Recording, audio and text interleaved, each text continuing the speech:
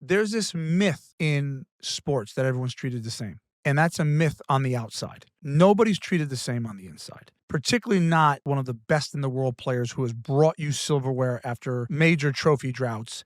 And this person has become the best player at your club, in your league, and around the world. Unfiltered Soccer with Landon and Tim, presented by Volkswagen. Volkswagen has long been a supporter of soccer in America and has proudly been a partner of U.S. Soccer for over 5 years.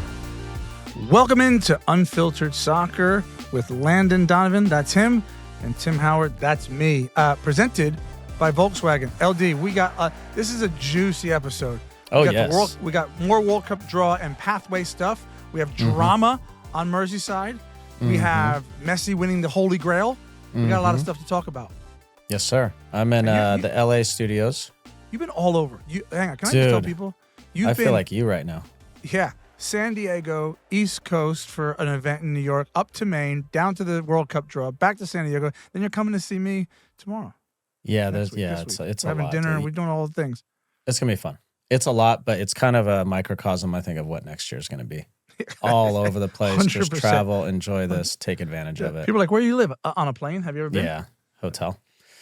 Follow us on social media, guys. Unfiltered Soccer. Subscribe on YouTube and follow on Apple Podcasts and Spotify. Leave us a review. Do people still do that? Yeah, they do. I haven't checked in a long time, but I think we're highly rated, Tim. You can also email Jordan, feedback@unfilteredsoccer.com. All right, there's a lot, Tim, but let's start MLS Cup Final. Yeah. Miami, Vancouver.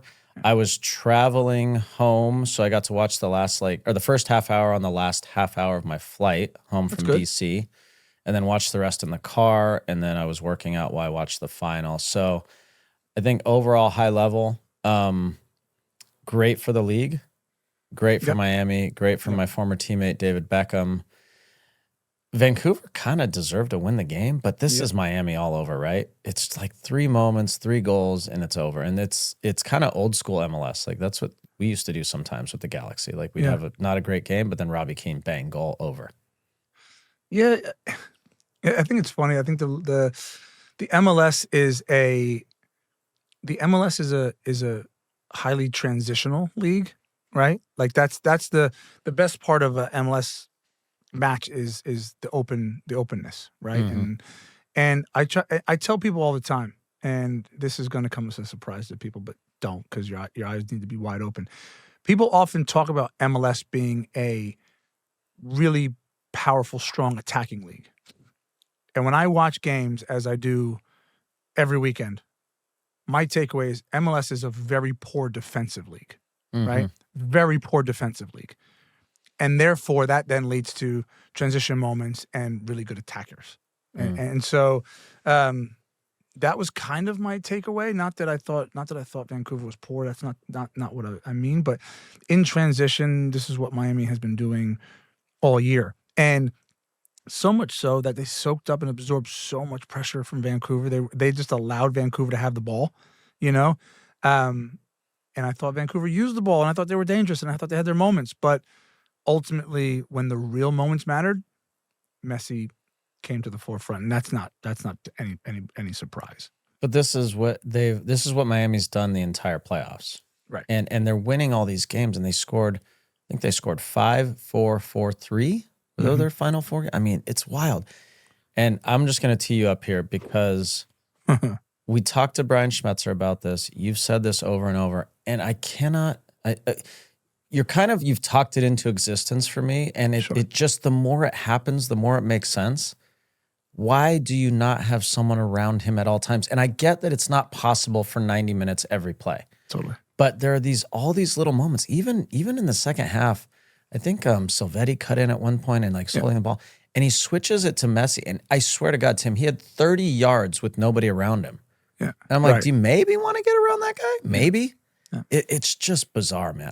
Maybe it's something they do, the way Miami does things that allows it, but I can't figure it out. Like there's nobody around.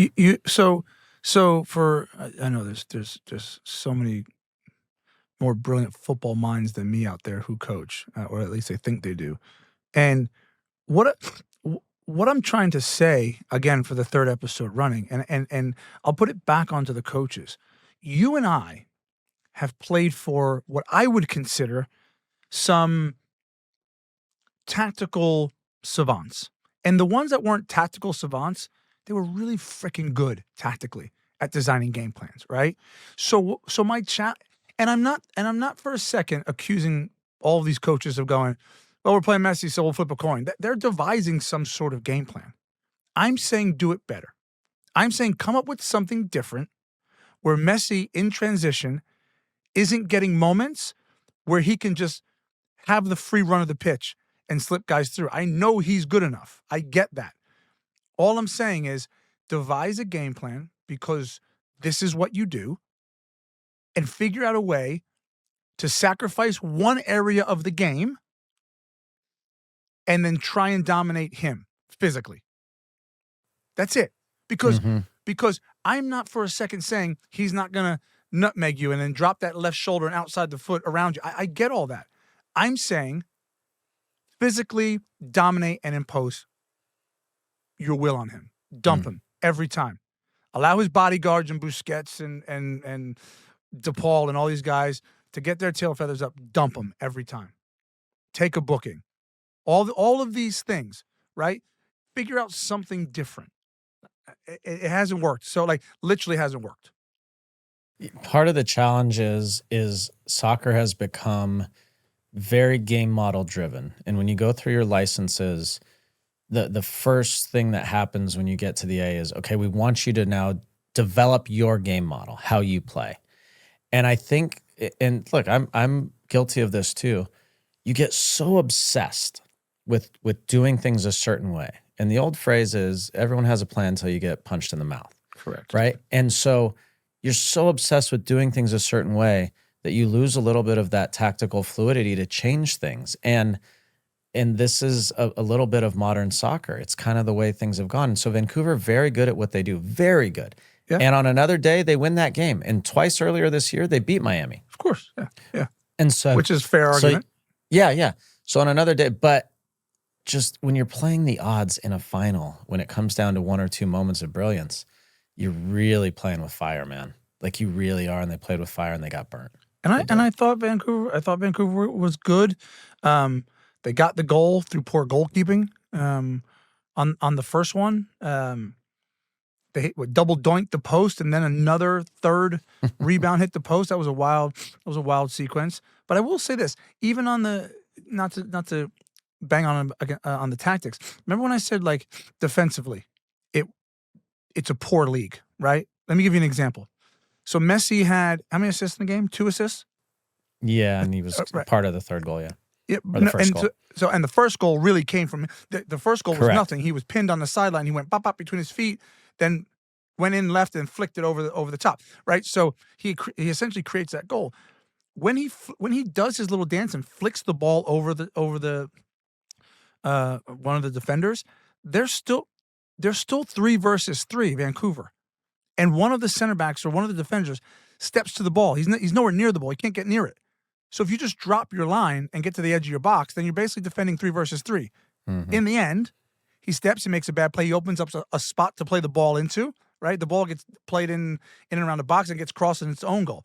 Like these are so preventable defensively. So anyway, that was, I thought ultimately it was a good game, and I actually feel for Vancouver because I think the scoreline flattered Miami. I didn't really think it was a 3-1 game. So Tim, Bruce used to always say to us, time favors the defense. And so like in that moment, just slow everything down and let people get back to help you defend. And as soon as you commit and it speeds up for the attacking team, you're in big trouble. Well, that's the concept. It's everybody wants to press everywhere, right? Because that's become in vogue over the last decade and a half.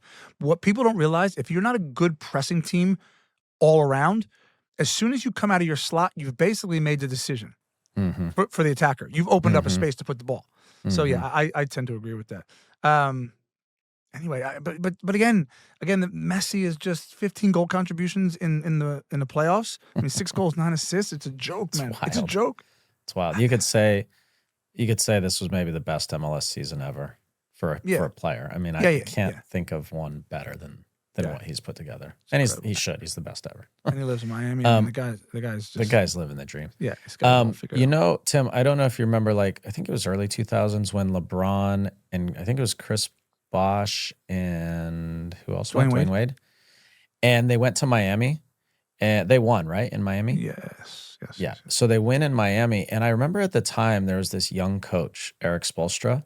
Yep. And everyone was like, well, you got Bosh and Wade and LeBron. Of course you're going to win. Da, da, da. And I was kind of in that. So I was like, yeah, anyone could do it. And then you cut to 20 years later and the guy's still going and successful. And I'm not necessarily apples to apples, but like Mascherano with his first job here. And he made some really hard decisions, man. And he left Messi out of a lot of games during the season. They put the emphasis very clearly on the playoffs. Yeah. Massive decision leaving Luis Suarez on the bench. Like people haven't talked about that post-final a lot. Like that was a huge decision in those few games. I think he did a phenomenal job. Like he really, in the actual managing. How they play is how they play, and it fits them because they have a superstar in Messi that plays a certain way. Sure. But the actual just management of all this, I thought was excellent. Can I throw another thing at you that I haven't heard anybody talk about? And if you have, then with respect, Mascherano's a dog. I played against him. He's a winner. He didn't just pump his fist. He nearly jumped in the stands. He ran around the field. He hugged people after the third goal. Let me throw this in the mix because everyone's talking about Messi. He's a dog, and he's been successful everywhere he's gone. Mm-hmm. There's a really darn good chance that him getting his hands on that silverware this year made him think, you know what? I fancy a job maybe somewhere else. I can do this, right?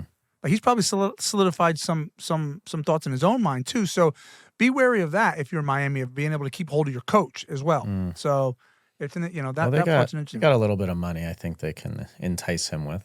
Sometimes, but this. Sometimes it's money. Sometimes it's this is a guy who played in the Premier League, played at Barcelona. Like there's, what a farce that was. He and Tevez at West Ham. No one ever believed that. You don't even remember that, do you? No, but I remember when I megged Mascherano in the Merseyside derby. I'm gonna bring that up every time we talk about him. That's amazing. Okay, so we want to hear from our fans. Who lives a better life, Messi and his yacht and his one MLS Cup, or wait for it, Landon Donovan playing golf every day and how many have 6 MLS Cups? I think I know the answer, but please feel free to comment. Hey, I earned it, man. I earned it. Amazing. LD, so let me throw a question out. Is Inter Miami winning the MLS title good for MLS, right? It's great for MLS. That's great. Why? Because they're the villains. Tim, let me share a story with you. Don's gonna kill me when we see him. I forget what year it was. We were playing in Seattle, and it was the semifinals. It was the conference final, and we had won a trophy before. And I know the league they always say we don't root for anyone, but they wanted Seattle. Seattle deserved to win a trophy. They had been such a great addition to the league. And we beat Seattle, and all the executives from MLS came walking down on the field to give us our Western Conference trophy title. And it looked like someone had just kicked their dog. They were miserable. And I remember looking at them, and I was like, guys, we be happy. What about us? Be happy. And they're you could just see they want. Yesterday, or whenever, on Saturday, I can promise you in that MLS suite, people were doing backflips and cartwheels, so happy. I mean, it's amazing for the league. And it makes all those teams hate Miami more, which I think is great for the league. It's just imagine how happy they'll be when Houston wins a title. They'd be buzzing. They'll be devastated. I think it's good for the league. I'm just a big believer in the haves and the have-nots, and that's a whole different conversation. But I think that just spawned from my time in England, where now the table has been condensed, right, and people are learning how to spend money differently, and PSR, profit and sustainability rules, have come in and tried to sort of create a balance. But ultimately, there's a haves and a have-nots, and I just tend to think that makes for better drama, makes for better viewing, which ultimately, at the end of the day, this is the sport, this is the business we're in, right? A viewership sort of driven sport. So I like it. I think it's great for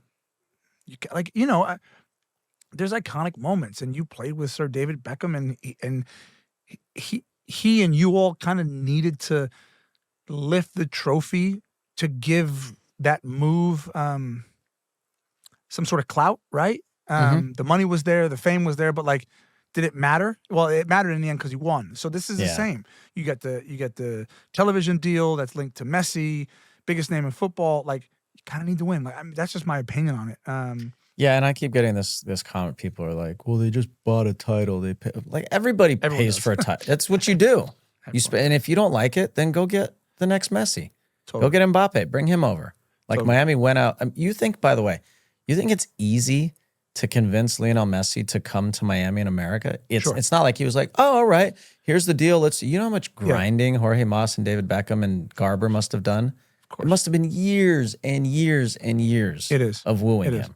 Yeah. And you got to say congrats. Congratulations. Tim, next year, who is more likely to be back in MLS Cup? Of the two finalists? Of the two finalists.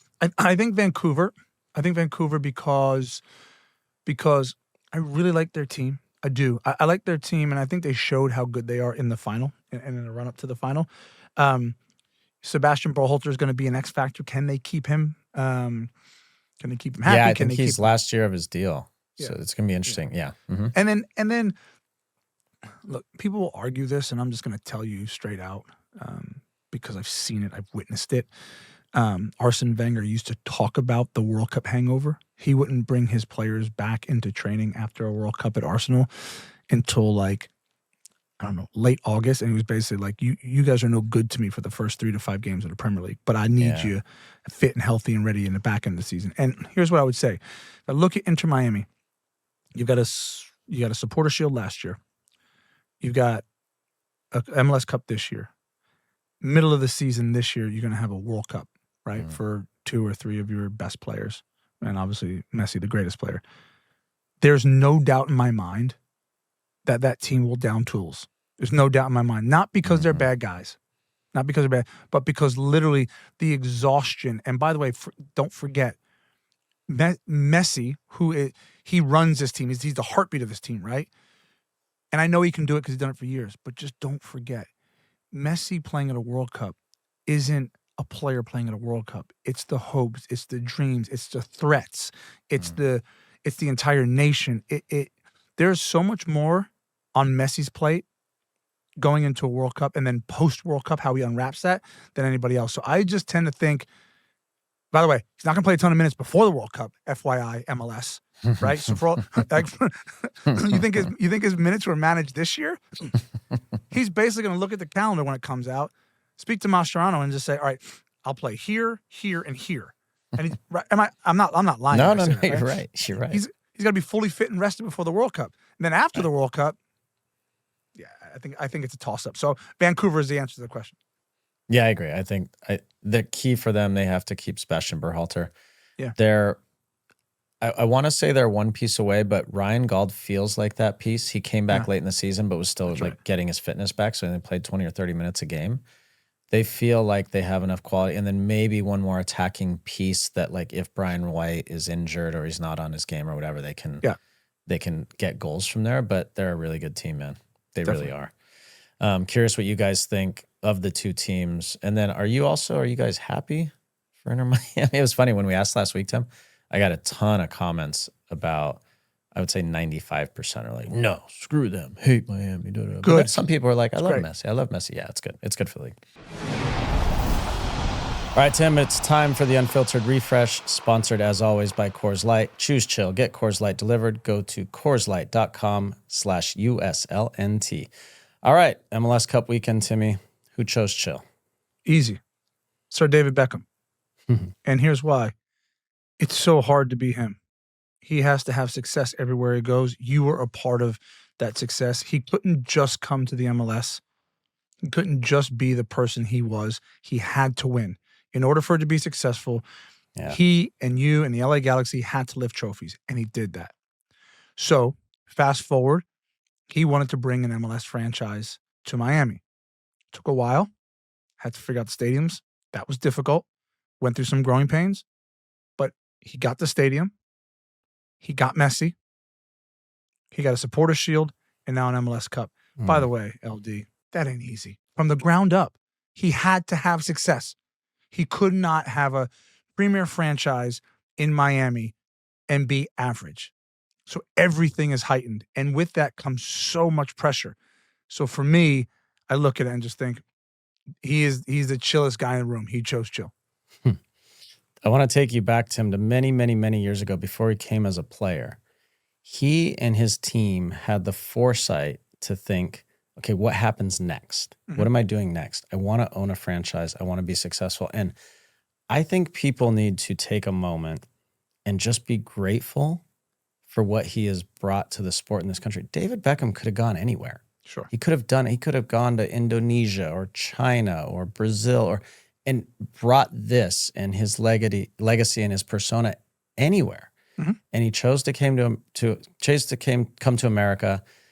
I was a benefactor of it in LA, and then what he's done in Miami. I sent him a note right at the beginning of the playoffs. I think it was after their first win. I said, congrats. And he was so diplomatic. He was like, it's just the first game. We have a long way to go. I was like, come on, man, loosen up. But I'm so happy for him. Like, he really has earned this and deserved it. And congrats to you, Sir David Beckham, for choosing chill. Congrats. Let's move on to the Premier League. There are few things in life I love more than watching Liverpool Football Club disintegrate. You're a bad before guy. my eyes. You're a bad guy. I'm a great guy. I'm a great guy. So Liverpool, what did they draw this game on the weekend? Is it 3-3? I've seen so much soccer. So they draw this game, but notable, like every time they'd pan to the bench, you see Mo Salah sitting there again and not playing, and he didn't get in at all. Yeah. And then he got interviewed. And I can't wait to hear your thoughts on this, because mixed zone Mo is never a good thing for Liverpool Football Club.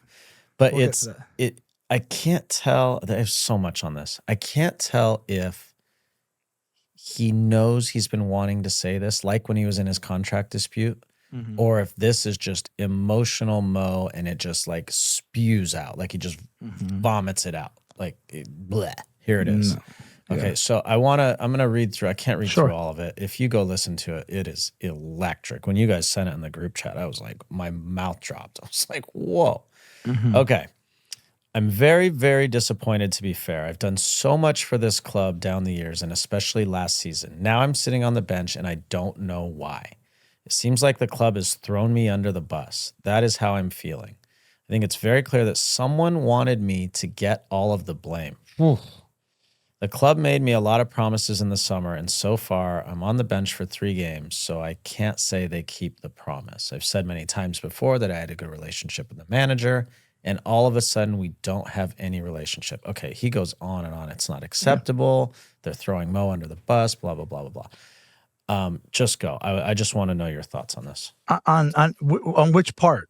Well, first of all, do you agree that someone's trying to throw him under the bus? Do you agree with him coming out publicly to speak like this about the club? Do you think he should be on the bench, or should he be playing? I'm just all of it. By the way, he's been dropped for the last 3 games. And he's not traveling to, I think we just got news. He's not traveling to. Yeah, he's not traveling this week. Inter Milan, yeah. Inter Milan. Yeah. So there's a problem, if you didn't already know that. I back Mo Salah in this, and I know I'm in the minority. And here's why. Because there's a problem. There's a problem with him and Slot specifically. And Slot had, like, it's funny when a player gets dropped, the conversation is like, is he rested or is he being dropped, right? Like, and you know, as a player, you're like, I ain't being rested, bro. I'm getting dropped, right? But there's an argument here that because they were playing, back when he first got dropped, they were playing like Premier League, then they had midweek, and so you're probably saying like, look, at your age, no problem. If it's a really easy excuse for the manager. I watched Sir Alex Ferguson do it perfectly. He would drop you, and then the team would win, and he'd go, oh, we won, and then we can't bring you back. Or he drops you, and then he actually was resting you, and he brings you back. So Slot had the opportunity to do that. Slot is clearly making a statement here, right? I'm not playing you. He's probably not traveling actually to Inter, it's probably because of what he said more than anything else. And I'm okay with it. And here's why. Because there's this myth in sports that everyone's treated the same. And that's a myth on the outside. Nobody's treated the same on the inside. Particularly not a world-class, one of the best in the world players who has brought you silverware after major trophy droughts. And this person has become the best player at your club, in your league, and around the world. Mm-hmm. And he's done that. And he's earned that. He's earned that. And if there may be an argument tactically where you go, and I don't know this because I'm not at Liverpool Football Club, but you're not doing enough work and your production's down. So if your production's down and we're not getting enough work defensively, maybe we need to have a conversation. Okay? I'm looking around, and if I'm Mo Salah, I'm looking around and going, you brought Wirtz in for over $100 million? Mm. He ain't about his business. Mm-hmm. You brought Isak in for a record fee? Mm-hmm. He ain't about his business. I got the big fella at the back, Konate, leaking goals. You brought in 2 fullbacks. They don't know whether to stick or twist. And I'm the guy? That's different. It's different if the team's clicking and they're winning and they're not getting any production and he's been at fault. Sure.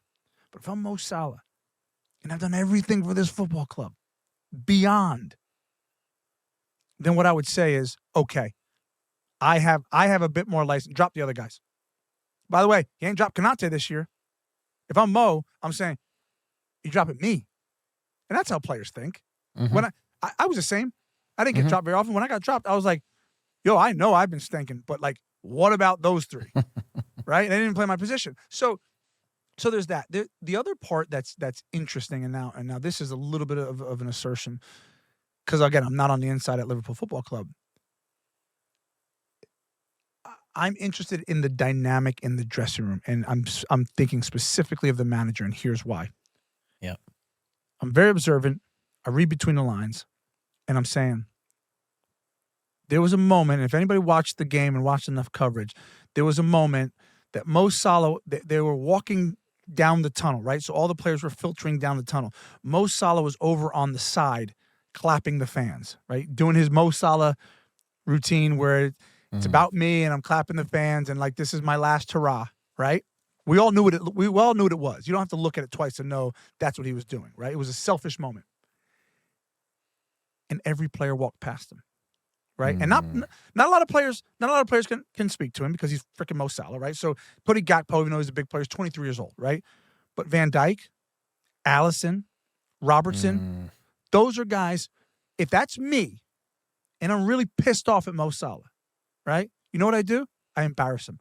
I go walk over towards him and I go, all right, lad, you're done. Come on. Enough with the clapping. Let's go. And I almost passively embarrass him. Like, all right, are we done clapping? Let's go. Get in. They each to a man walked by him. And that tells me that maybe they don't disagree with him. Okay? And so I think there's this story there's still a lot to be told. And now they're going to have to try and unravel this because he didn't travel to Inter. He didn't travel to Inter not because he wasn't training. It's because of what he said. So now Liverpool have a job on to figure out how do we get this guy out. The good news for everyone is he's going to be gone now for AFCON. Yeah. So I think it allows everyone space to figure out how to get it done without him every week being the storyline. You know what I mean? Sure. So Tim, let me take you back to last year. Yeah. Because I think this is relevant. Sure. Remember how long it took them and how much animosity there was back and forth about getting the new contract? That tells me someone inside the club wasn't on board with it. You know who that person was? I know exactly who it is. Arne Slot, right? So there was and there's sometimes this happens with coaches and players. For whatever reason, and this happens in every walk of life, you just don't get along with someone for some reason. Yeah. They could be producing at a high level, and everybody who's listening, in your job, there's someone who produces at a high level that maybe is your manager or you manage them, and for whatever reason, your personalities just don't mesh, and it just doesn't work.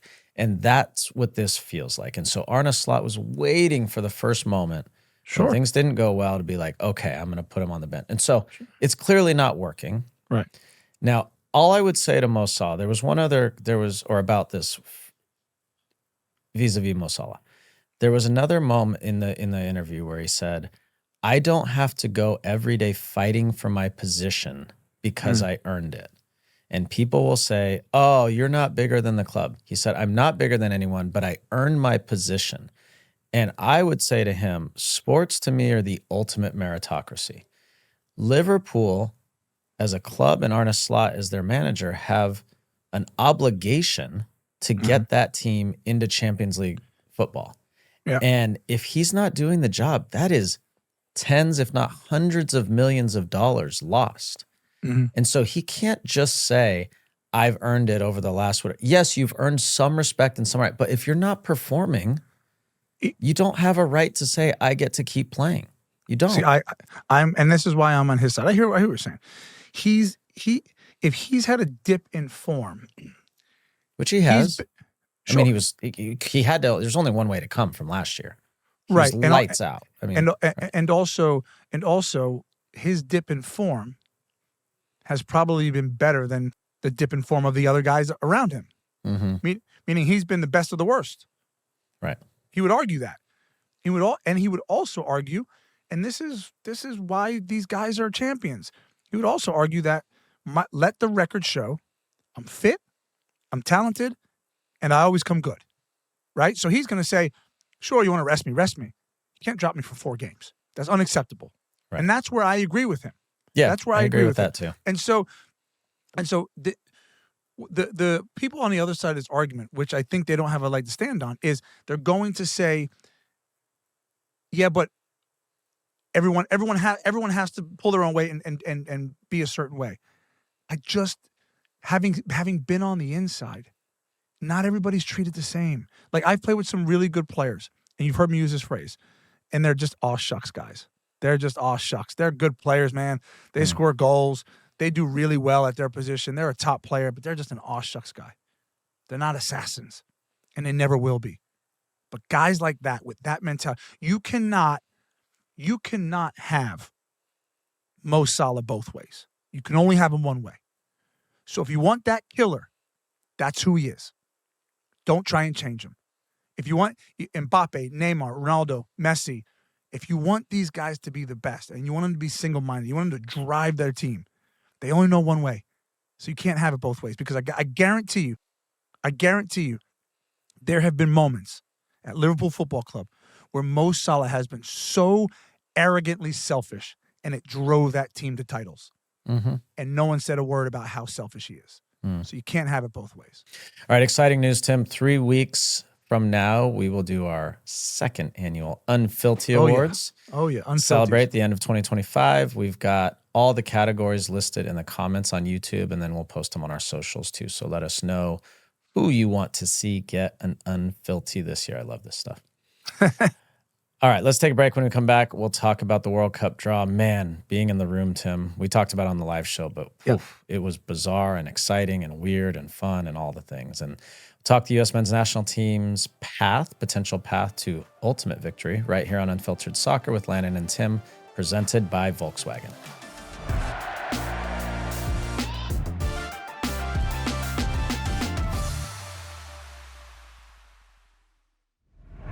The Unfiltered Soccer podcast is brought to you by Volkswagen, the presenting partner of U.S. Soccer. Find out more about how VW is supporting U.S. Soccer at VW.com. And check out the Tiguan, bringing nice things to everyone. Rolling sound, quiet. Reset.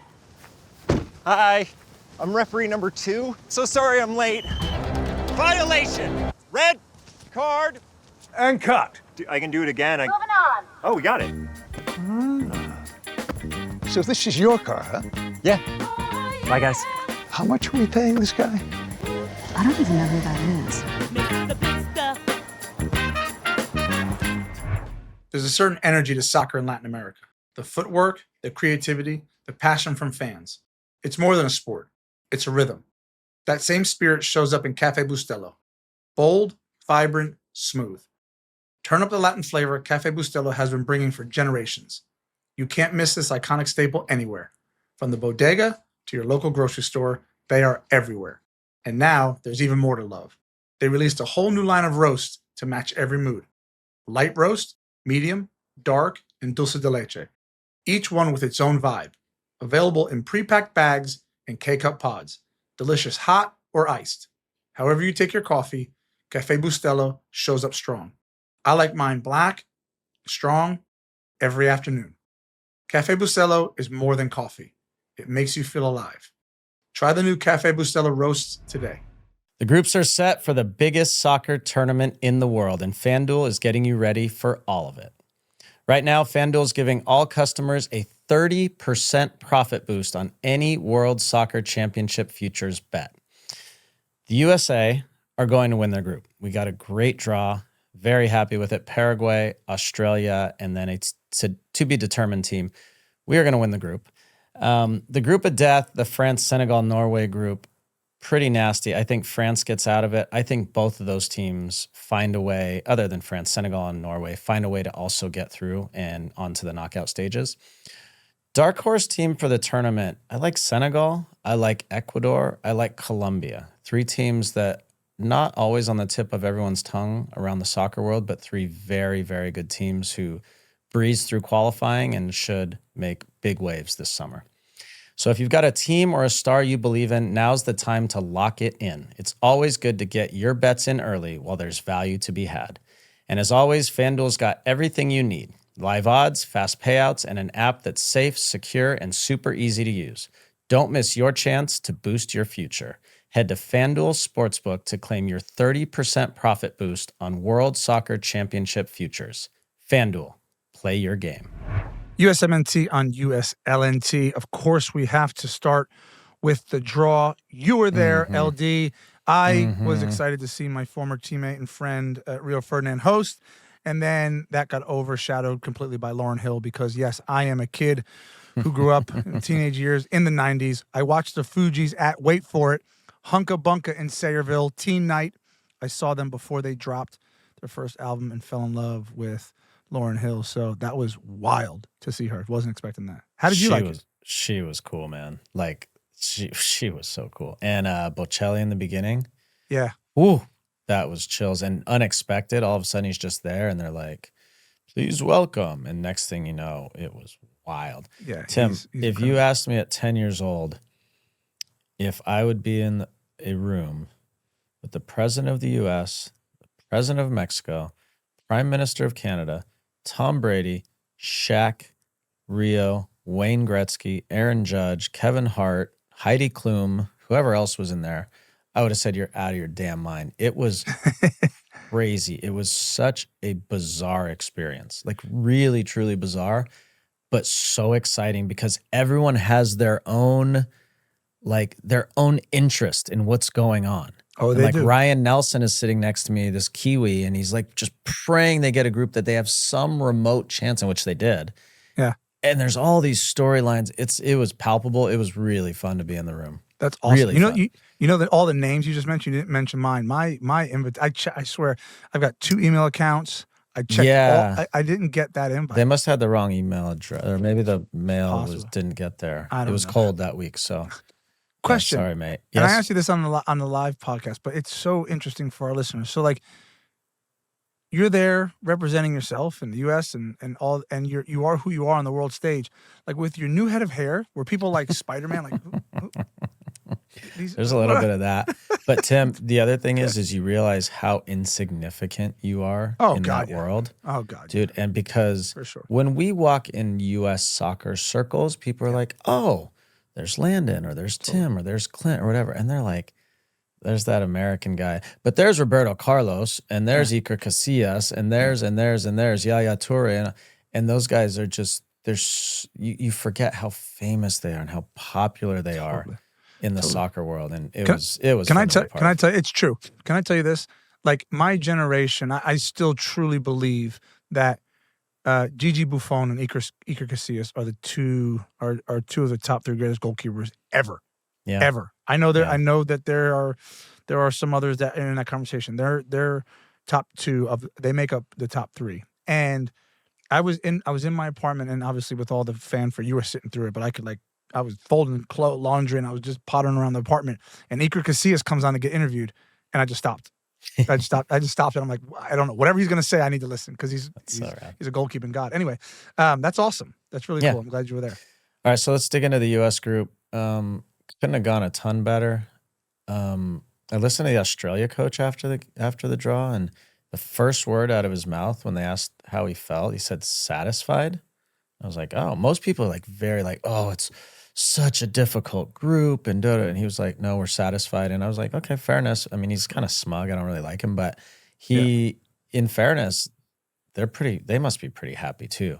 Yeah. The U.S. contingent, the staff and all the people were there, and they were like quietly content with how it went. And they know it's not easy. They're not fools, but they were content. And I think for the players, they must be absolutely buzzing. Because first of all, you know two of the teams, and you may know the third. It's likely going to be Turkey. So there's familiarity there. So let me talk about this briefly from the other side, and then so there's two reality checks here. The other side is right. If we're talking about Turkey, we're going to put them in for now, right? That could change, right? And Australia and Paraguay. By getting the U.S., forget what anyone else thinks about the U.S. right now. By getting the U.S. as a pot one team, you just went, thank God. Stoked. That's a game we can game plan for. We can park the bus. We can try and be fit. We can do something to them. I don't think it's going to work personally, but they're thinking in their preparation over the next 6 months, buzzing here. We're buzzing, okay? For sure. Because what we have to realize in this country, as much as we back this team and much as we love U.S. soccer, much as we think we're the best in the world, the rest of the world doesn't.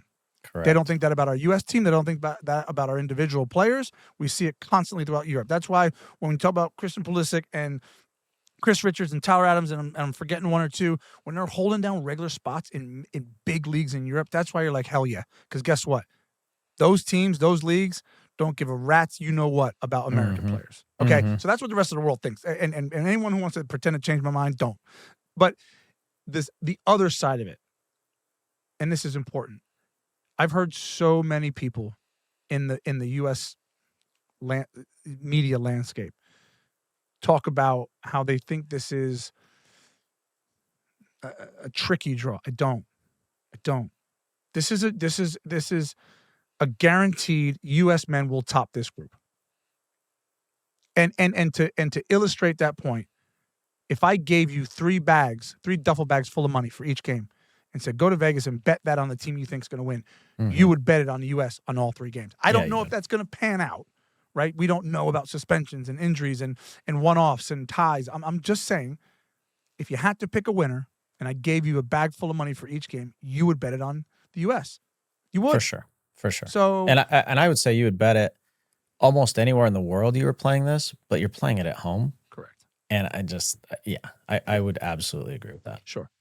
Let's go through, Tim, the likely scenario. I love this, by the way, because think about all of our World Cups. It wasn't even a thought to think ahead to what's next after the group. Sure. It was like first, second, third, fourth, fifth priority or get out of the group. And now we're like, okay, what happens if? Okay. Yeah. So if we win the group, and this is where it gets confusing, we would play a third place team from one of the following: B, E, F, I, or J. Yeah. How they figure that out, that's like some like matrix deal. Like, I don't know how they figure that out. So let's just give a disclaimer to our listeners right now.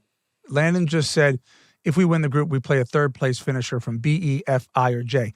As we go through this exercise, just bear with us. We're going to give you our best thought impression of who we think's gonna finish third in these groups, like betting favorite. Because the fact of the matter is, you can't get this right. Because there's going to be one team that slumps out. Will change. Yeah, it will.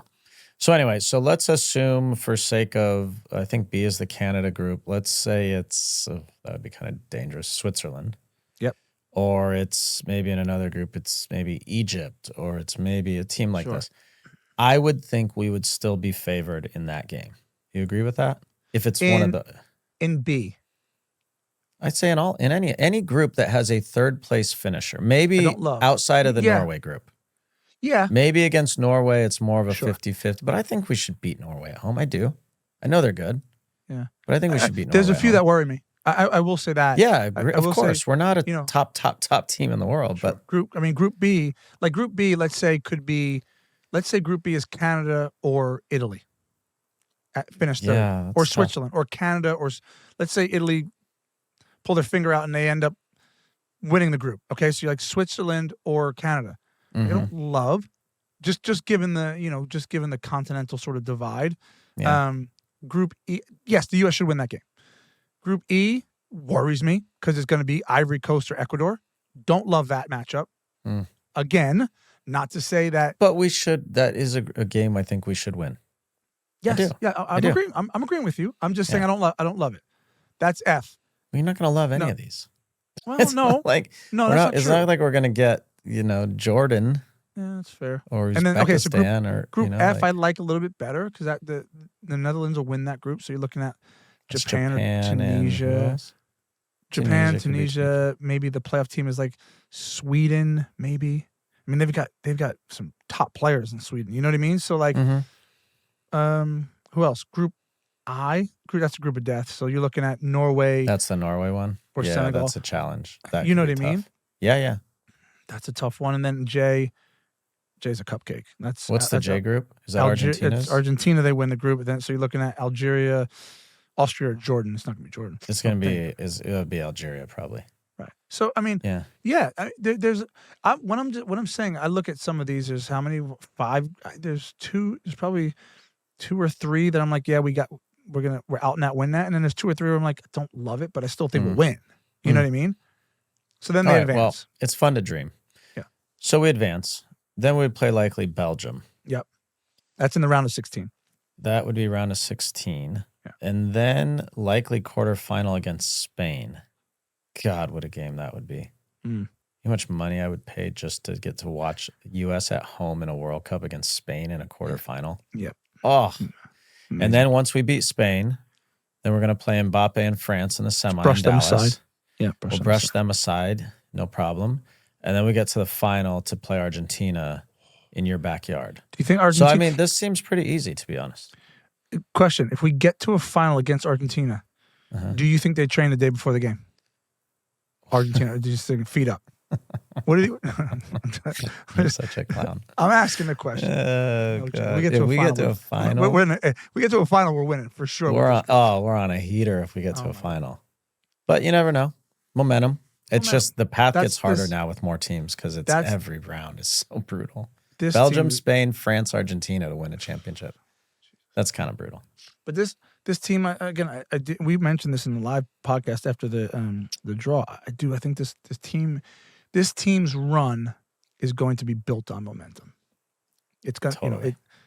the momentum of their performances, of their hopefully victories, and then Just like, the just the sheer backing at the home. media coverage, the backing, the people in the streets. Like this World Cup will be covered more than any World Cup in history, and this U.S. team will be covered greater by a long way. By a long way. By a That's long amazing. way. I mean, now Yeah. the other side of that comes pressure. I get it, but like, I just think it's all good. Because here's the other kicker. When you look at some of the other countries, like they try and tear their team down. Yeah. Like they try, like in the midst of a tournament, they'll try and tear their right. team down. Mexico, France. Right. That's right. Yeah. Where we won't have that problem. Like the Nope. mass media outlets aren't going to look at this team and like pick the bones out of it. They're just going to go another U.S. victory on to the semis. You know that kind of thing. So that's a great thing. It's a great thing. Agreed. All right. So we went through the glass half full scenario. If we were to finish second, Andrew made this point. It's actually a really good point. The next game path, you could argue, could potentially be easier because we would cross over into the Belgium group. So if Belgium won, we would play then either Egypt, Iran, or New Zealand in the next round. And all three of those, you would say, okay, we like our chances. Not easy, but we like our chances. So, and then from there, of course, then it gets harder, whatever. Finishing third It's so weird. would be a disaster. That They're would not gonna be finish then third. first place team of France, Senegal, Norway, or The Iraq, Bolivia, Suriname for the fourth team in that group. So that would then be either France, probably France, or Senegal, which could be We have to go. nightmare. There's too many permutations. We have to go with the first one because. Okay, we're winning the group. Fine. But here's the other thing. You know what, Landon? When I always say I have a strong opinion, but my opinion can be swayed, given the right argument, and I'll admit when I'm wrong. Not that I'm wrong in this situation, but I listened to an argument after the draw. So you remember I was so down on the World Cup format. Remember I was just everything's diluted. Grumpy. Grumpy. I listened to a guy who I quite respect, and his take kind of shed a different light on it because I was all these third place teams gets in. What the F, you know? But then he was basically saying, yeah, but the drama is still set because at the last kick of the ball in the third group game, there's still going to be a team fighting to go through and a team fighting to go home. That's a good point because in most World itself, Cups, if there's 2 teams with 6 and 2 teams with 0 in the last game, the 2 teams with 0 is a nightmare. And sometimes the teams play for a draw because they don't care. And that's a good point. So that was okay. That gave me a little bit more all right, that will be fun to see some of that drama because that's what we want. We want. There are some every game will games. have drama. You could be on 0 points and still go through if you win your third game. Right. You can. Yeah. Based on that's points almost never the case. Right. Yeah, that's a good point. So that's all right, fair. I'm glad you changed your opinion. A little bit. All right, curious what you guys think. What are your expectations? What's a reasonable place for this team to get? And Tyler Adams had a good quote, and Matt Freese did on our show too. Tyler said everyone's going to want to say us winning it all is obviously the goal, but I think the benchmark of going further than any U.S. team has ever gone is also realistic. So he's setting expectations a little bit. And Matt Freese was like, whatever, we want to win the World Cup. I was like, good, man. Matty Freese, Booger. He's like, bring that shit on. Baby. He's Booger ambitious. means business. He's like, listen, we're winning the World Cup. That's it. But I like interesting about Tyler Adams because I want to pick your brain on this. So as they should, they want to play well, set the benchmark, do better than any U.S. team ever has. So I know we go back to I should know this, 1950, whatever, 40, 30 something. 30. I think it was 30, when they finished fourth or something. But were there 8 teams? We're talking modern day. I know. We're talking modern day. Yeah. And so what he's saying is they obviously want to better your 2002 team. That would have been mine, but Bruce forgot. He named as an alternate. And it's in the mail. Yeah. and so, but the format lends to some interesting questions, right? Because now we're saying, right, what does that mean? Okay, so getting to, I guess it's not really about rounds. You mentioned it's about winning more knockout games then, essentially, because there's an extra round here. You know what I mean? So if they get to let's see, if they get to this round if they get through the round of 16, then that's bettering the result, even though it's not. Is that right? No, if they get. Well, that would be equaling the result in that way, but they will have won 2 knockout games to R1. So let me tell you what's going to happen, Tim. It's going to be depending on who you ask. In the U.S. soccer, and whoever spins there will spin and say, this is the best whatever. And then old grumpy guys like me will say, no, our team was better. We were better. And in the end, really, who cares? But it is interesting because now going forward, this will be the benchmark. Sure. This World Cup, 48 teams getting to a round of 16 or 32 or whatever it is will be the benchmark. But look, if this team gets to a quarterfinal, that is a massive success. Totally. I mean, if they get to a round of 16 and it's an amazing game against, what do we say, Belgium, and you end up getting a bit unlucky and go home, that's still great. That is. And the momentum will have built, and it'll be really positive for And listen, soccer. You won't, there will be some spin doctors. That much we can assure you. But it won't come from me, because what I want them guys to do is go smash it. Go smash records. Go create a World Cup where everybody falls in love with this team. And that's by breaking records. That's by performing well. That's by big just moments, giving everything, big moments. And I'm excited. And I'm excited because, when you live it, you realize how special it is. And they have such an opportunity, man. It's exciting. Change your life forever. Yeah. Literally forever. I want to pick your brain on this. This was really interesting. So there's this coming out of the draw. There's this literally walking out of the room. Yeah. there's this wild energy.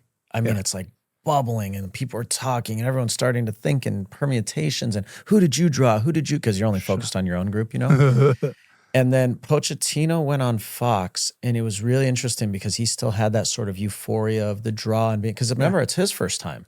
Sure. Right? Like as a coach. So like it's novel for him too. Sure. And he said all the right things. But then they asked him a question about the roster, and this was interesting. I want to hear your take on this. I'm quoting here. He said, "We don't need the best players. We need the right players to make a team a strong team." When talking about how he's going to pick his roster, the right players to build a powerful team with the possibility to fight with any team in the world. Yeah. Good and right are completely different. That's an awesome quote. I love that quote. So do you agree with that? And because I'll tell you from like a coaching standpoint, even though I'm coaching a World Cup, but I'll give you my opinion on that. But I'm curious, do you agree with that? And what do you think that means? Like decipher that for our fans. So I think Poch is hitting his stride in terms of how he deals with this group.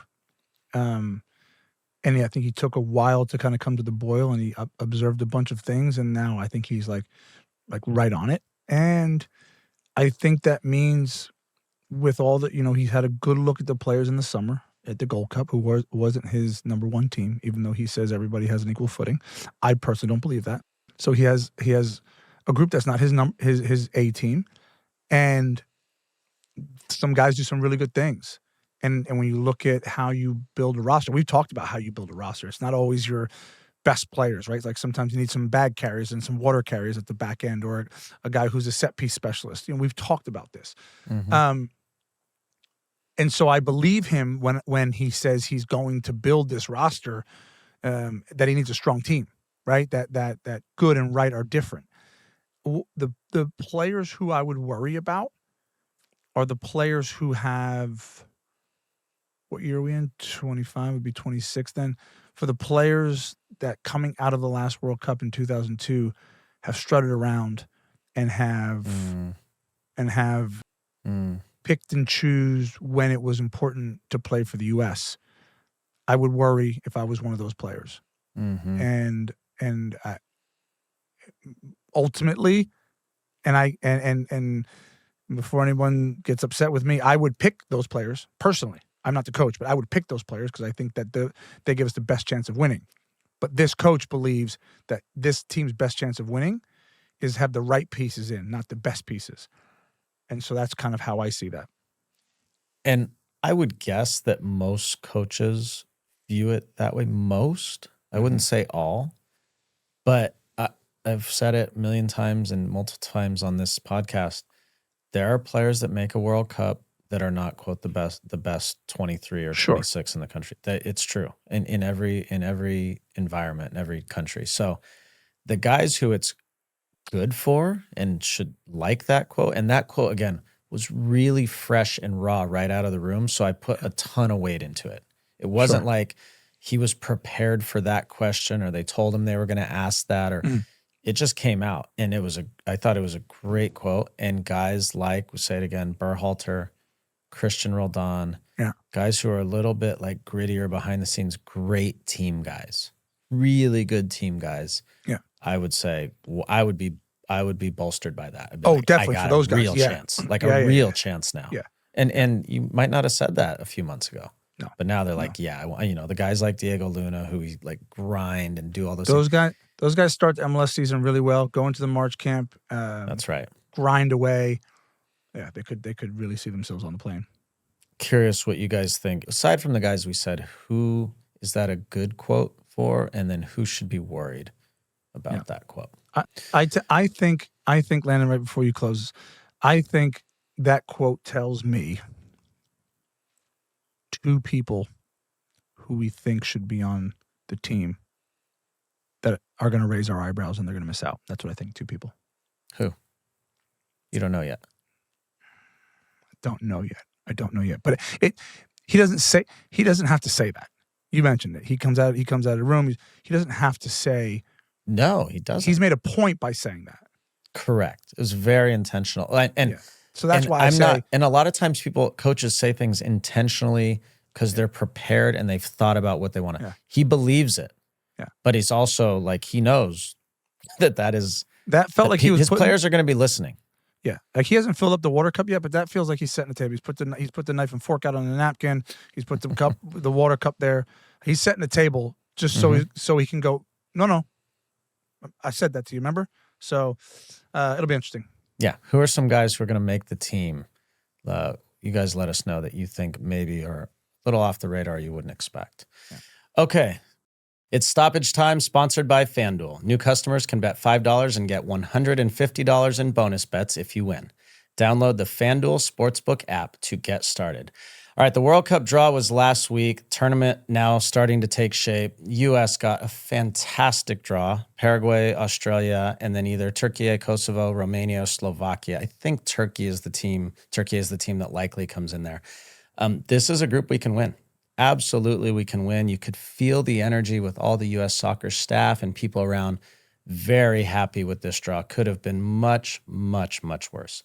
Other parts of the draw, Spain are currently ranked number 1 in the world. Argentina are close behind second. France are third.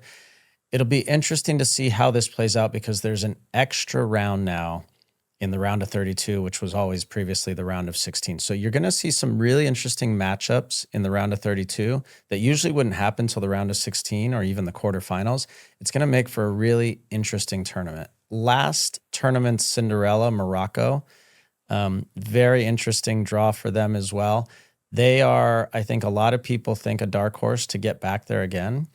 In 2022, Spain didn't get past Morocco in the round of 16, what I was just talking about, and France lost to Argentina in the final. So it's going to be interesting how this all plays out. An exciting summer to come. Unfiltered Soccer's World Cup futures this week are Kylian Mbappe for me to win the Golden Boot. U.S. men's national team will make it all the way to the quarterfinals, and Spain will win the tournament. I think Spain are the best team in the world, and they win. Don't forget to check out the full list of Unfiltered Soccer futures on our socials later this week. All right, Tim, let's take another break. When we come back, we will get into all the questions in the AT&T Fan Connection. I can imagine there's a lot around the draw. This is going to be fascinating. Cannot wait. Right here on Unfiltered Soccer with Landon and Tim, presented by Volkswagen. Stay right there.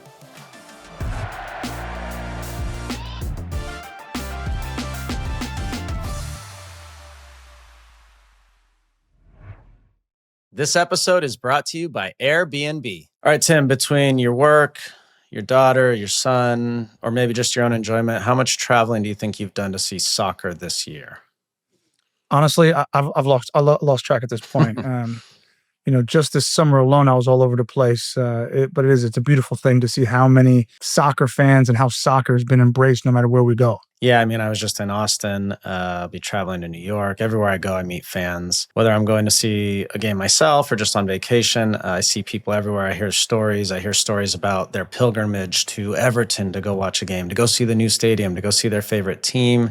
They get immersed in the chants, the songs, that incredible feeling of seeing the game up close and personal. Well, I mean, I think that's where the game has changed. These trips have become a big deal for soccer fans, and this summer is going to be no different, as we'll see the soccer community make their way to 11 host cities here in the U.S. to support their favorite national team. It's going to be incredible. I can't wait for it. And what if those fans could turn their homes into an opportunity while they're away at the game? Hosting your home on Airbnb while you travel is an easy way to earn a little bit of extra cash, maybe go towards tickets for your game that you want to go to. We know they're not cheap. Or maybe to help your kids pursue their soccer dreams. Yeah, your home might be worth more than you think. So find out how much at airbnb.com/host. LD, the holidays are a time for connection. For me, that means hosting tons of friends and family, which I love. But with that comes a fair amount of chaos. So I choose chill by going in the back, by the fire pit, reach in the cooler, grab a cold Coors Light and crack it open and just enjoy. Yeah, Timmy, I'm, believe it or not, quite introverted. But we had a phenomenal dinner party the other night, holiday party. My wife threw 18 of us. Wow. Big ordeal. But before everyone got there, I went out back. People started filing in. That's my time to choose chill because I need the energy. So Coors Light before the party, crack it open, relax, and chill. Yeah, when you embrace a chill mindset this holiday, it's a good time to choose chill and crack open a Coors Light. Choose chill this holiday season and then reach for a Coors Light. Get Coors Light delivered straight to your door. Visit CoorsLight.com/USLNT, or you can find it pretty much anywhere that sells beer. Celebrate responsibly. Coors Brewing Company, Golden, Colorado. There's nothing better than feeling like someone has your back and that things are going to get done even without you having to ask. Like your crisp new jersey waiting for you in the locker room or a perfectly set up wall for a free kick. Yeah, as we on Unfiltered Soccer get ready for next summer, we know that very little in the beautiful game is guaranteed. But as we prepare to bring our unfiltered brand of nonstop soccer coverage, it's good to know AT&T has your back with the AT&T Guarantee. Staying connected matters. That's why in the rare event of a network outage, AT&T will proactively credit you for a full day of service. That's the AT&T Guarantee. Learn more at att.com/guarantee. AT&T. Connecting changes everything. Credit for fiber downtime lasting 20 minutes or more, or a wireless downtime lasting 60 minutes or more caused by a single incident impacting 10 or more towers. Must be connected to impacted towers at onset of outage. Restrictions and exclusions apply. See att.com/guarantee for full details. It's time for the Fan Connection presented by AT&T. Every week we invite you, the listener, to connect with us by submitting your questions. At AT&T, connecting changes everything. And on USMNT, our connections with you will help grow the game. Back like we never left, AT&T Fan Connection, everybody's favorite time of the week, where we get to hear your comments, questions, concerns, and give Landon all the smoke. JR, what's happening? Oh, just enjoying some frigid weather here in New York. It's cold. It's a little brutal My out face there. was frozen. How on the way about to the your studio. Liverpool? How about my Liverpool? Things seem to be going very well right now. They're not going well. I have a question. Sure. I have a question to start the Was this in the AT&T mailbag? AT&T Fan Connection. It was in my mailbag, and I brought it out for you. All Okay. right. Jordan, Yes. will Mo Salah play another game for Liverpool Football Club? Great question. Yes or no? You can elaborate, but give me the yes or no first. No. I think that's the right answer. I don't think that he's going. I don't see any reason why he should. Like for him. Why would you play for them again? I have a plot twist. I have one my too, and I think opinion. it's the same one. What's your plot twist? Mine is he's going to go somewhere else and then come back and sign a one-day contract and retire. What's your plot twist? That Slot's going to get fired. African. He gets dropped for Well- Inter. He gets dropped for what's Brighton before he goes to AFCON. Yeah. He goes By the away to time he's back, AFCON. there's a new manager. Ooh, I love this. Maybe not. I don't know. Either way, it's not great for Liverpool. It's not great. No, it's not. It's not great for Liverpool. I don't like any of this. I really don't. I don't like do. any of it as a fan. I know you do, but like genuinely, I just don't like I don't like the fact that we're not doing well. I don't like what's happening in the media. I don't like any part of it. I don't like the idea that the way that Mo Salah could play for the club again is for us to perform so badly that they fire the manager. Like there's You mean no continuing? You mean continuing to play badly? Yeah. Mhm, Yes. mhm. Yes. Yes. Mhm. Totally. In other Merseyside notes, I think Everton are 5th in the table. Wait, can I say something? No. No, Let's that's have a look. let's just. Oh no, they went appreciate to this. 6th. They went to 6th. Let's Okay, but appreciate it. I would like to say something that's actually related to that. Okay. So if I step back from my Liverpool fandom, Mm-hmm. I actually think that this is one of the more interesting first half of a Premier League season that we've seen in a long time. Oh yeah. Because I think there's a lot of really wild stuff. Like Sunderland alone is just like a crazy thing. And I feel like teams are moving up and down the table at some really strange rates. And so I feel like I don't know how Villa people all of a sudden are like second. right. Out of nowhere. Yes, exactly. And so I just feel like Quietly. if you are able to be a fan who doesn't have their allegiance or their happiness so tied to their team's allegiance, you might be really enjoying yourself right now. Me, not so much, but generally speaking, it's a great league to be watching right now. It is. And going back, circling back to Liverpool for you get your questions out. Oftentimes, and Landon and I have spoke about this, sometimes about availability of other managers. And like Steven Gerrard's up there. I'm not saying fully. I'm saying Xabi Alonso. an interim manager. Xabi Alonso, keep your eyes on him at what's going on in Real Madrid. Like That's also like a really weirdly similar situation, though. Maybe it's not Right? the right fit. like with It's all him about and fit. Vinicius and It's stuff all like about that. fit. Yeah. I mean, I'll be really honest. Maybe I shouldn't say things like this, but like that was what my dream was when Klopp announced that he was Xabi Alonso. leaving. Yeah, that's what Yeah, I really I think wanted. it just fits so I well. think Liverpool Football Club loved Slot. I think they loved Jurgen Klopp. But by the way, if Xabi Alonso's on the sideline, go they are get him. gonna just go Go get bonkers, bro. They would love that. Anyway, okay, we're not All replacing right, manager questions.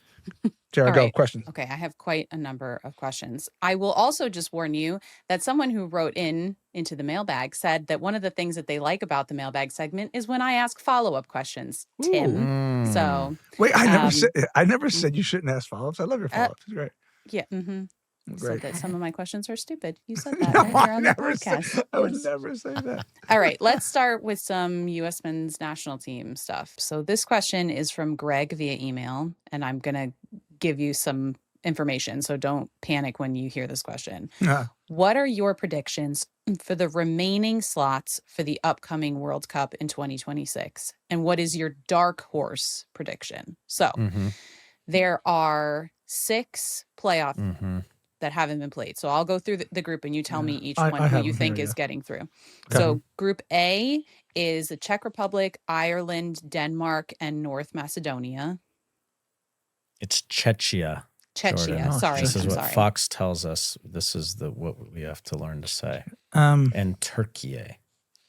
We haven't gotten to Turkey yet. You haven't I given me know. a chance to say that one wrong. I would say Czechia. My heart wants Ireland. Desperately wants Ireland, but I think probably Czechia. I'm gonna go with Ireland. Go on, the Call Irish. that wrong. All right. Okay. I also would like Ireland to go through. Group I B think is that would be Italy. fun. Group B is probably Italy. Yes. Italy, Although Wales, I would please. love for Wales to Yeah. go through. Wales That would be great too. Yep. Group D, which is our group, is Slovakia, Kosovo, Turkey, or Romania. Turkey. Yeah, I agree. Turkey. I'm gonna go into the bodega down the street and ask for a turkey sandwich. This guy's gonna look at me like I'm crazy. I know it's Group different. Group Joking. F. You like that one, Landon? is- And I got You're such an idiot. I got you. dude. I got Landon. Group Try it. F is Ukraine, Sweden, Poland, or Albania. Ooh, that's a tough one. That's a really good That playoff. is a really tough one. I think maybe Ukraine. I think Sweden. So they're actually Yeah, top Sweden, ranked in yeah. that group. I think Ukraine. I have a question. Mhm. When we I don't know, you're on a team, Landon. We were supposed to play Ukraine when they were going through a civil war many years ago, and we ended up playing in Malta. I think it was like behind I closed wasn't doors. there. I remember that. Yeah. Is this a home and away? Do we know? And I if think so, are it's- they? Isn't it? I don't know. Someone put that in the chat. Would they be playing? Because then, does anyone know? Is it would home and Ukraine- away and then one game at the higher ranked? Ukraine doesn't play at home. They play I know, in so where do they play? Poland, I think. I think they play in Poland. Okay, Yeah. that's odd. Yeah. Okay, cool. That's all. So I think Sweden. Okay. Okay, and then which one is Aye. left now? Oh yes, Jamaica, New Caledonia, and Congo. Oh, No, you sorry, missed- I is Suriname, missed I. Bolivia, and Iraq. Iraq. I want Suriname so desperately to go through. I'm just gonna say That'd be that. great. Yeah, I'm just gonna. Those say games that. are in Mexico, by the way, which will be interesting. So there's obviously Which no ones? home field. Those playoffs are happening in Mexico. Really? How The- come? Yeah, in March. I'm not sure. Interconfederation. Yeah, games or whatever. yeah. Mhm. Interesting. Okay. Okay, so sorry, Tim said Suriname. What did you say? LD? Iraq. Iraq. Okay, and then Does group- Bolivia not get an edge because it's at altitude? Altitude, maybe, yeah. Mm, That's not a bad That's a shout. good point. They're I not don't a know- great team. They're not but a great team. They're not. Gone are the days Yeah, I of don't know. Echeverry. I don't know. Maybe. Okay, Yeah. I'm going Then Suriname. Group K is Jamaica, New Caledonia, and Congo. This is where Tim's like, see, I told you what the hell is New Caledonia doing. In the... I know. Yeah, do it's say that. Congo. Congo. Really? You don't I'd love think- to. I'd love to see Jamaica just because. I would love to CONCACAF too, way. but I don't think they're beating Congo. Actually, who knows? It's one Yeah, thing. who They're Bro, not you're that chucking far. What do I know? You're chucking that out like an expert on camera. Yeah, totally. I know Have that you like not seen them we play? take FIFA rankings with a grain of salt, but they're not Mhm. ranked that far away from each other. Okay. Congo is 56 and Jamaica is 70. So like Yeah. it's not that I'll take far Jamaica. off. All right. Yeah. I like my All picks.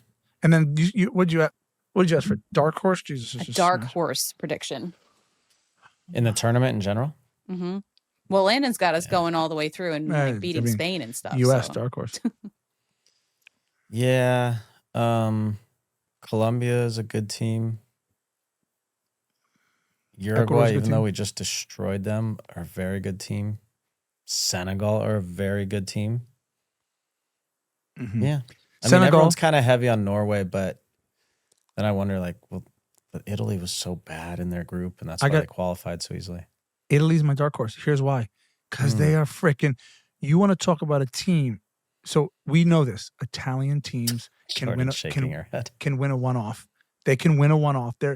Italian football is built to win knockout games. Mm-hmm. By the way, they stunk. They stunk like we did and didn't make the 2018 World Cup. You know what they did in the Euros? Boshed it. Yeah. So they have a weird ability that like so. I don't pick them, but if you're asking me to pick a dark horse, then I'm like, yo, this team. Yeah. Okay, another World Cup question from Jan via email. And thank you, Jan, for explaining to me how to say your name properly. This one is about the 2010 World Cup roster, and it is for Landon. Are you ready? I think. How did you feel when Bob Bradley left Brian Ching off the 2010 World Cup roster? Were you looking forward to partnering with him again? Houston Dynamo fans could not understand it, but it seemed like most U.S. soccer fans didn't appreciate his potential contributions. I feel like you, of all people, may have had sympathy for us Houston fans. Definitely had sympathy, and I love Chingy, like as a human being. Love Chingy. Coaches have really hard decisions to make. I saw Jurgen Klinsmann this week at the draw, and he was like, it's just such a weird guy. But it was fine. It was cordial, and they have hard decisions to make, and I was the recipient of a very hard decision, and I just felt bad for Chingy because I felt like he deserved it, and I wanted him to have that opportunity. What we talked about earlier about building a roster is, in my opinion, he provided something a little different that would have been helpful, but it didn't matter. Like, our team did what they did, and I don't think, whether he was on the roster or not, I don't think it would have changed anything. We obviously had a good World Cup, and Bob did a great job. So I felt bad for him as a person because I wanted him to have that experience. Follow-up question. Who were the strikers that we took? Were you and Clint considered strikers? No, we were both midfielders. So we had Robbie Finley, Josie, Charlie? Herc. I think Charlie was hurt, right? Was Charlie injured? Yes, because from his accident. From qualifying, yeah. So Herc. And Edson. Yeah, that's right. Good, Andrew. And Edson Buttle. And Edson was the last one. Yeah, because Edson's in the picture with the Algeria goal. Yeah. We only took 4. Yeah, but we had me and Clint as well.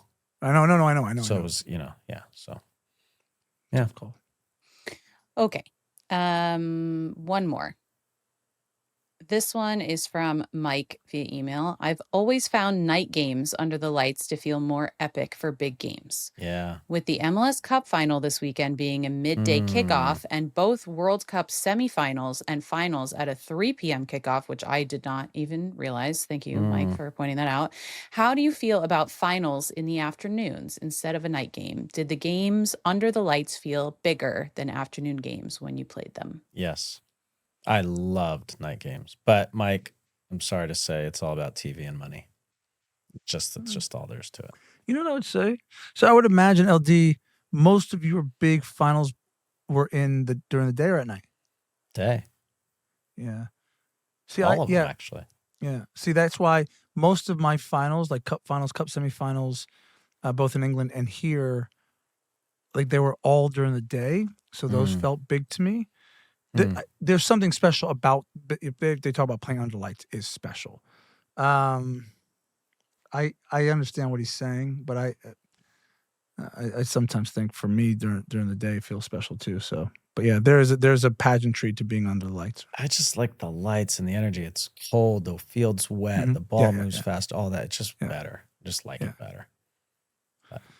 Because I'm grumpy, I will just say I think everyone's going to be glad that they're not leaving MetLife at like 11 o'clock at night, though, because you don't want to be doing that.